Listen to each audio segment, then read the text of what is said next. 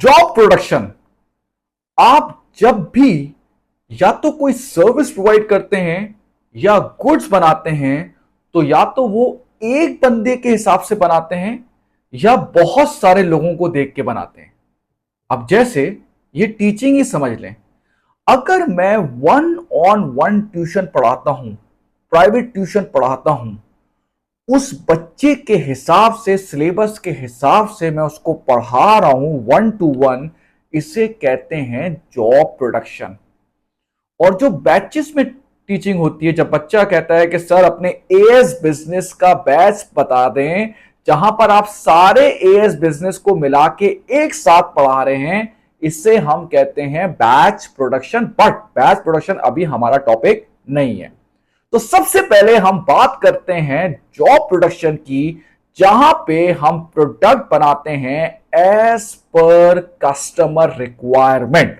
मतलब जैसा कस्टमर हमसे बोलेगा, हम बिल्कुल वैसा ही उसको प्रोडक्ट बना के देंगे। जब मैं प्रोडक्ट बना रहा हूंगा या जो भी सर्विस प्रोवाइड करूंगा और मेरे सामने सिर्फ एक बंदा आ रहा है जिसको देख के मैं प्रोडक्ट या कोई सर्विस प्रोवाइड कर रहा हूं, that is an example of job production. अब इसकी एग्जाम्पल्स देख लेते हैं। सबसे पहला आता है आपके सामने जो आ रहा है, टेलर मेड सूट या कोई भी टेलर मेड शर्ट वगैरह।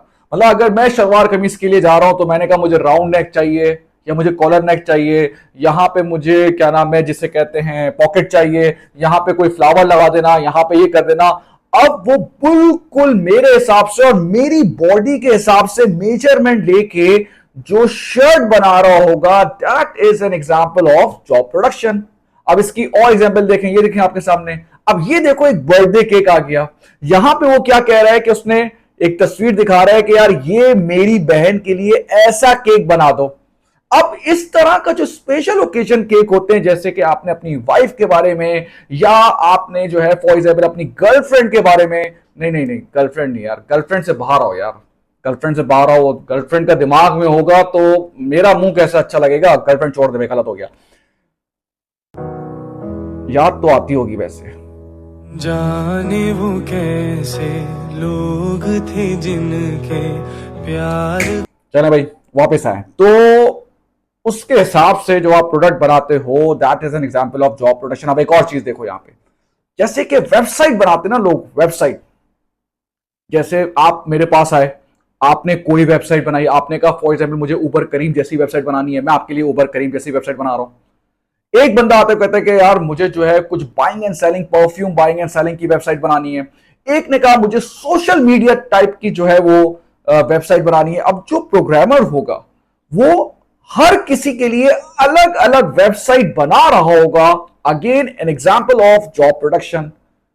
अब आप देखें ये जो पेंटिंग हो रही है, सामने एक बंदा बैठा हुआ है, उसकी पेंटिंग वो बना के दे रहा है। Again an example of job production, जहां पे आप प्रोडक्ट बनाते हो कस्टमर के हिसाब से, जैसा वो बोलते हैं वैसे प्रोडक्ट बनाते हैं। That is an example of job production.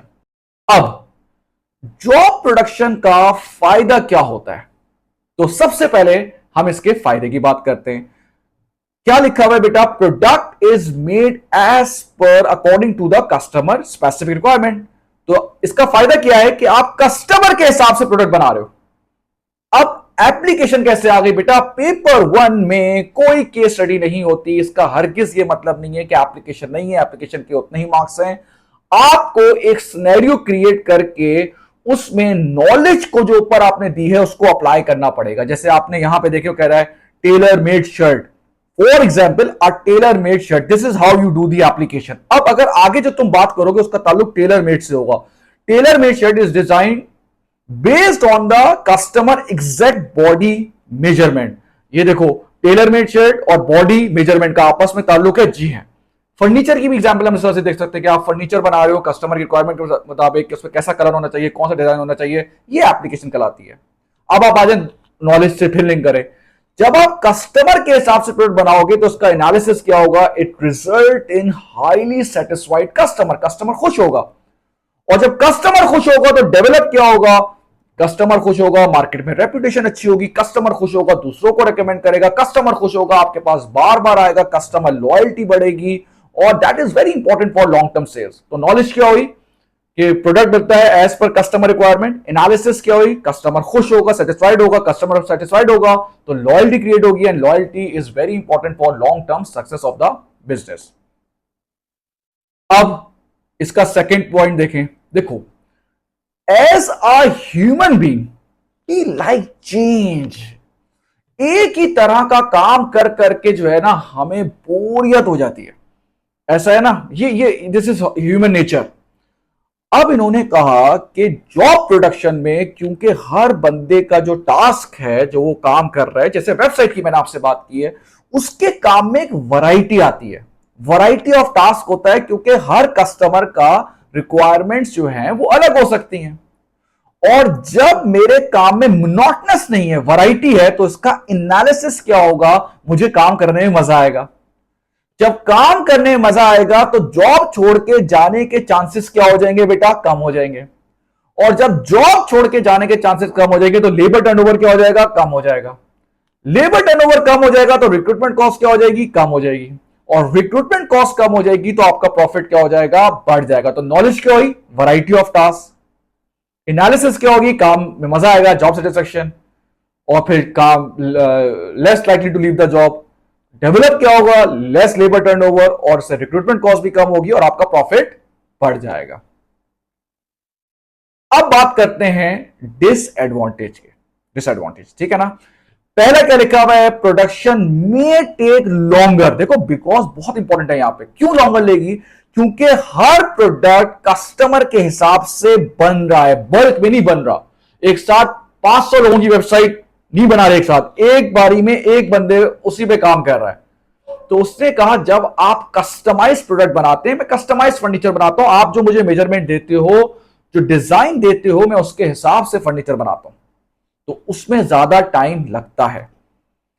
उसकी वजह से क्या होगा भाई, ज्यादा वेटिंग टाइम होगा, कस्टमर को ज्यादा वेट करना पड़ेगा। यह है इसका एनालिसिस। और जब कस्टमर को ज्यादा वेट करना पड़ता है तो कस्टमर को यह बात अच्छी नहीं लगती। हो सकता है वो आपको ऑर्डर देना कम कर दे और कंपैरेटर के पास चला जाए, जिसकी वजह से आपकी सेल कम हो जाए। तो नॉलेज क्या था भाई, it may take longer time to produce the goods and services. Analysis क्या है, कस्टमर को ज्यादा वेट करना पड़ेगा। डेवलप क्या है, कस्टमर को ज्यादा वेट करना पड़ेगा, कस्टमर डिससेटिस्फाइड होगा, हो सकता है ऑर्डर रिपीट ना करे, कस्टमर लॉयल्टी कम हो जाए, सेल्स कम हो जाए। अब एक और इसका ड्रॉबैक क्या है, देखो, जो जॉब प्रोडक्शन होती है ना, वो नॉर्मली स्मॉल स्केल प्रोडक्शन होती है। जो जॉब प्रोडक्शन होती है ना बेटा, वो स्मॉल स्केल प्रोडक्शन होती है। अब जब स्मॉल स्केल प्रोडक्शन होगी तो इसमें इकोनॉमीज ऑफ स्केल का बेनिफिट नहीं होगा। देखो, जब मैं स्मॉल स्केल पे काम कर रहा हूं, आप कभी भी टेलर शॉप पे चले जाएं, जितने भी लेबर वाली की चीज पे चले जाएं, वहां पे बहुत बड़े लेवल पे काम नहीं हो रहा होगा।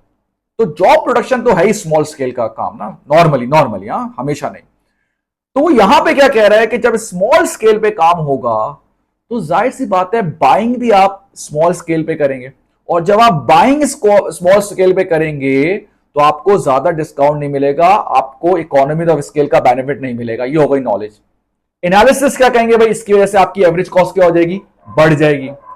एवरेज कॉस्ट बढ़ जाएगी तो डेवलप क्या होगा, आपको अपनी प्राइस क्या करनी पड़ेगी, बढ़ानी पड़ेगी। और जब आप प्राइस को बढ़ाएंगे, your product become less affordable for the customers, and customer may switch to your competitor. तो इसका डिसएडवांटेज क्या हुआ, रैपअप क्या करेंगे आप, नॉलेज में आप क्या बोलेंगे, lack of economy of scale, why, क्योंकि स्मॉल स्केल प्रोडक्शन है। इसका एनालिसिस क्या करेंगे कि इसकी वजह से आपकी एवरेज कॉस्ट बढ़ जाएगी। एवरेज कॉस्ट बढ़ जाएगी तो इसको कंपनसेट करने के लिए आप अपनी प्राइस बढ़ाएंगे। प्राइस बढ़ाएंगे तो अफोर्डेबिलिटी कम हो जाएगी, अफोर्डेबिलिटी कम हो जाएगी तो आपकी सेल भी कम हो जाएगी। अब हम बात करते हैं जॉब प्रोडक्शन की इवैल्यूएशन पे। सबसे पहले हम स्टार्ट क्या करेंगे, हमें जॉब प्रोडक्शन का बेनिफिट लिखना होगा कि देखें भाई, जॉब प्रोडक्शन में क्या होती है, वैरायटी ऑफ वर्कर्स होती है। जब काम में वैरायटी होती है तो काम करने में मजा आता है, जब काम करने में मजा आता है तो वर्कर जॉब छोड़कर नहीं जाता है, जिसकी वजह से लेबर टर्नओवर कम होगा और आपकी रिक्रूटमेंट कॉस्ट सेव हो जाएगी। अब एक चीज का बेटा आपको यहां पे ध्यान रखना है कि आपको बात से बात निकालनी है। मतलब जब आप ड्रॉबैक इससे कनेक्ट करें तो आपको ये इसी का पार्ट लगना चाहिए। ये बात आपको समझ में आई? जैसे अब आप क्या बोलेंगे, देखें इसका ड्रॉबैक क्या बोलेंगे कि वैरायटी आ रही है क्योंकि हर बंदा अलग अलग काम कर रहा है, ठीक है ना, कस्टमर के हिसाब से प्रोडक्ट बना रहे हैं। इसकी वजह से हो सकता है कस्टमर को डिलीवरी लेट मिले क्योंकि आप उसके हिसाब से प्रोडक्ट बनाते हैं। और जब आपको कस्टमर को जब आप डिलीवरी लेट करेंगे तो हो सकता है कस्टमर नाराज हो जाए और वो कंपैरेटर के पास स्विच कर जाए। आपने देखा मैंने कैसे बेनिफिट से ऐसा लगा कि ड्रॉबैक को कनेक्ट किया है। ये इंडिपेंडेंट अलग अलग नहीं दिखने चाहिए। इवैल्यूएशन में आपको एक ही सोच लेके जाना है, बस एक एटीट्यूड रखना है आपको इवैल्यूएशन में कि देखो भाई वैरायटी होती है, वर्कर को मजा आएगा, वो जॉब छोड़कर नहीं जाएगा, रिक्रूटमेंट कॉस्ट सेव हो जाएगी। लेकिन ये जो वैरायटी होती है जहां पे वर्कर हर किसी के लिए अलग प्रोडक्ट बना रहे हैं, इसमें हो सकता है प्रोडक्ट बनने में टाइम लगे और कस्टमर को लेट डिलीवरी करें।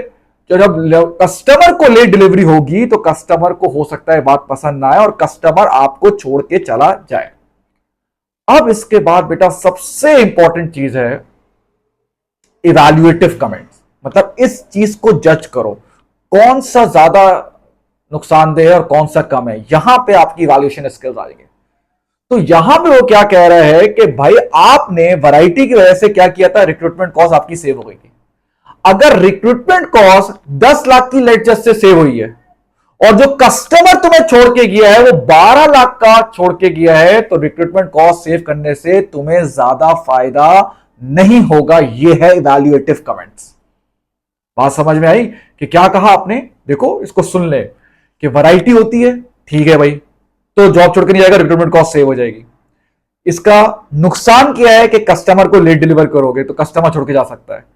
इसको इवैल्यूएट कैसे करोगे इस बात को कि अगर रिक्रूटमेंट कॉस्ट जो तुमने सेव की है वो कम है और कस्टमर जो छोड़ के गए हैं वो ज्यादा है, तो ये रिक्रूटमेंट कॉस्ट का फायदा आपको ज्यादा नहीं होगा। यहां तक हो गया भाई आपका। अब आप आएंगे इसका ओपिनियन और जस्टिफिकेशन में। इन माय ओपिनियन, जिस तरह से आप स्टार्ट करते हैं कि I job production is very important for the business, मतलब आप कह सकते हैं बिल्कुल। क्यों? क्योंकि यहां पर आप प्रोडक्ट बनाते हो कस्टमर की रिक्वायरमेंट के मुताबिक, और जब कस्टमर की रिक्वायरमेंट के मुताबिक प्रोडक्ट बनाओगे कस्टमर खुश होगा, सेटिस्फाइड होगा, आपके पास बार बार आएगा, आपकी सेल और प्रॉफिट बढ़ जाएगा। अब देखो ये इसका मेन पॉइंट था, इसीलिए मैंने मेन पॉइंट को शुरू में नहीं बताया बल्कि ओपिनियन के साथ बताया जो आपका मेन पॉइंट है। ठीक है भाई। अब एक बड़ी इंपॉर्टेंट चीज समझ लें बेटा, अगर तो आप ट्रांजिशन कर रहे हैं या कोई नई चीज लेकर आ रहे हैं, जॉब से बैच पे जा रहे हैं, तो ज्यादा बेटर है शॉर्ट टर्म लॉन्ग टर्म लिखना। ऑल्दो आप इसके साथ भी लिख सकते हैं, यहां पर आपको एग्जामिनर कहता है लिख सकते हैं आप, लेकिन ज्यादा बेटर क्या है बेटा कि यार अगर कोई चीज ट्रांजिशन में हो एक से दूसरा, आपको कह रहा है जॉब से आप बैच पे जा रहे हैं या जॉब अप्लाई कर रहे हैं, तो इसके immediate short term long term impact आ सकते हैं, लेकिन फिर भी आप short term impact long term impact जैसे कर रहे हैं वैसे भी कर सकते हैं। तो अब मैंने क्या किया, मैंने इसका लिख दिया ऊपर बेनिफिट। अब बेनिफिट के बाद फौरन से, अभी मैं शॉर्ट टर्म नहीं लिख सकता, आपको लिखना आप लिख लें, मैंने इसका काउंटर कर दिया, इसका एकदम से नेगेटिव बता दिया कि हाउएवर जॉब प्रोडक्शन में देखें बेटा स्मॉल स्केल प्रोडक्शन होती है और स्मॉल स्केल प्रोडक्शन पे आपको इकोनॉमीज ऑफ स्केल का बेनिफिट नहीं मिलेगा, जिसकी वजह से आपकी एवरेज कॉस्ट बढ़ जाएगी। एवरेज कॉस्ट बढ़ जाएगी तो आपको प्राइस हो सकता है बढ़ानी पड़ जाए। अब एक बेनिफिट एक ड्रॉबैक हो गया। जैसे ही आपने किसी दो चीजों को एक बेनिफिट ड्रॉबैक किया, अब आप इसको वे अप करोगे, सही है ना, कौन सा ज्यादा इंपॉर्टेंट है, कौन सा ज्यादा नुकसान है, अब इसको ये करोगे, इसी को इवैल्यूएटिव कमेंट्स कहते हैं। तो आप ये बोलोगे कि जो ड्रॉबैक है इकोनॉमी ऑफ स्केल का, जिससे आपकी एवरेज कॉस्ट बढ़ जाती है, ये लेस इंपॉर्टेंट है अगर कस्टमर आपको ज्यादा पैसा पे करने को तैयार हो जाए कस्टमाइजेशन की वजह से, तो ये आपको इतनी ज्यादा प्रॉब्लमेटिक नहीं लगेगी। देखो the benefit of lower recruitment cost may be less significant, वो आपको इतनी ज्यादा वो नहीं लगेगी अगर उसकी वजह से कस्टमर आपको ज्यादा पैसा पे करने को तैयार हो जाए। तो इसका मतलब क्या हुआ कि आपकी एक की बेस करके आपने दूसरे को जज कर दिया। तो ये इस तरह से करना है। द एक्सटेंट ऑफ विच, अब देखो डिपेंड्स अपॉन क्या होता है कि जहां पर आप ये बताओगे कि जो जॉब प्रोडक्शन है इसकी इफेक्टिवनेस किन किन चीजों पे डिपेंड करती है, ठीक है ना। What's makes this job production successful, ये आप बताओगे। तो इसमें देखो आप बता रहे हो कि ये इफेक्टिवनेस इस बात पे डिपेंड करती है कि क्या कस्टमर वैल्यू करता है कस्टमाइजेशन, पहली चीज, या कस्टमर प्रेफर करता है कस्टमाइजेशन। मैं एसी लेकर आया हूं, क्या मैंने एसी में कस्टमाइजेशन मांगी है? मैं आपसे पूछ रहा हूं। मैंने मोबाइल फोन लिया, क्या मैंने मोबाइल में कस्टमाइजेशन मांगी है? मैंने शूज लिया, क्या मैंने शूज में कस्टमाइजेशन मांगी है? तो आपको अपनी टारगेट मार्केट को देखना है। हाँ, बहुत सारे लोग होते हैं जो कस्टमाइजेशन मांगते हैं भाई, फर्नीचर में मांगते हैं, कपड़ों में मांगते हैं, घड़ियों में मांगते हैं, और उसके वो आपको ज्यादा पैसा पे करने को भी तैयार हो जाते हैं। तो वो कह रहे हैं डिपेंड करता है कि जो आपकी टारगेट मार्केट है वो एक्सक्लूसिविटी को, कस्टमाइजेशन को प्रेफर करती है। अच्छा, प्रेफर करना नहीं है, आपने कहा यार मैं प्रेफर करता हूं कि रिस्ट वॉच मेरे हिसाब से बनाओ, उससे मेरे लिए बनाओ पूरी दुनिया में, जो बिलियनियर्स करते हैं, लेकिन इसके मैं आपको पूरे 500 रुपए देने को तैयार हूं। अब मुझे बताओ, कोई जॉब प्रोडक्शन समझ आती है आपको? तो डिपेंड किस पे करता है? नंबर वन, ये इस पे डिपेंड करता है कि जो आपकी टारगेट मार्केट है वो प्रेफर करती है कस्टमाइजेशन को, वो वैल्यू करती है एक्सक्लूसिविटी को, और क्या वो इस पे ज्यादा पैसा पे करने को तैयार है। अगर है तो ठीक है, फिर जॉब प्रोडक्शन अफेक्टिव है। क्लियर है? फिर जॉब प्रोडक्शन आपके लिए अफेक्टिव है। यहां तक बताया मैंने। अब आप आ जाएंगे कंक्लूजन पे, इसी चीज को आप रैप अप करके बताएंगे। ओवरऑल अगर कस्टमर वैल्यू करता है कस्टमाइजेशन को, आपको ज्यादा पैसा पे करने को तैयार है और डिमांड भी ज्यादा बड़ी नहीं है, आप पूरा कर सकते हो, तो जॉब प्रोडक्शन आपके लिए रिकमेंड है। हां, अगर कस्टमर ना वैल्यू करता है कि मेरे लिए अलग से प्रोडक्ट बनाओ, सही ना, और वो लोअर कॉस्ट चाहता है, लोअर प्राइस चाहता है, इन दैट सिनेरियो आपके लिए बैच प्रोडक्शन ज्यादा सुटेबल है। देखा आपने, अगर ये है तो ये रिकमेंडेड है, और अगर वाई है तो ये रिकमेंडेड है। इस तरीके से आपको कंक्लूजन करना है। तो अब आप देखिए पूरे, अगर हम रैपअप करें एक ही बारी में, अगर हम बोले ना, एक ही सांस से बोले, एक ही सुर में बोले कि जॉब प्रोडक्शन से देखो फायदा क्या हुआ, वैरायटी आई, लेकिन उस वैरायटी की वजह से कस्टमर को प्रोडक्ट लेट डिलीवर हुआ, कस्टमर नाराज होता है तो मैं छोड़ सकता है। हां, अगर वो जो रिक्रूटमेंट कॉस्ट सेव हुई है वो कम है और कस्टमर छोड़ के जा रहा है वो ज्यादा है, तो रिक्रूटमेंट कॉस्ट सेव करने का तुम्हें ज्यादा फायदा नहीं हुआ। इन माई ओपिनियन जॉब प्रोडक्शन मैं कहता हूं बिल्कुल सही है, क्योंकि इसमें आप कस्टमर के हिसाब से प्रोडक्ट बनाते हो, कस्टमर खुश होगा, बार बार आएगा, सेल बढ़ेगी, प्रॉफिट बढ़ेगा। लेकिन ये एक स्मॉल सेटअप होता है जिसमें आपका इकोनॉमी ऑफ स्केल अचीव नहीं होगा, तो आपकी एवरेज कॉस्ट बढ़ जाएगी, तो प्राइस भी बढ़ानी पड़ेगी। हां, ये वैल्यूड आया कि अगर कस्टमर आपको ज्यादा प्राइस पे करने को तैयार है, तो इकोनॉमी ऑफ स्केल का जो ड्रॉबैक है वो आपके लिए बहुत ज्यादा कोई बड़ा ड्रॉबैक नहीं है। बट ये डिपेंड करता है कि क्या आपका कस्टमर मांगता है कस्टमाइजेशन, और क्या वो आपको ज्यादा पैसा पे करने को तैयार है। अगर वो मांगता है और ज्यादा पैसा पे करने को तैयार है और आपकी डिमांड भी लो है, तो जॉब प्रोडक्शन रिकमेंडेड है। बट अगर वो कोई एक्सक्लूसिविटी नहीं मांगता और वो कॉस्ट भी कम मांगता है, तो फिर आपको बैच प्रोडक्शन पे ज्यादा रिकमेंडेड है, क्योंकि वहां पे बल्क में बनता है, तो इकोनॉमी ऑफ स्केल भी अचीव होगा, एवरेज कॉस्ट कम होगी और प्राइस भी कम कर सकते हैं। Thank you so much.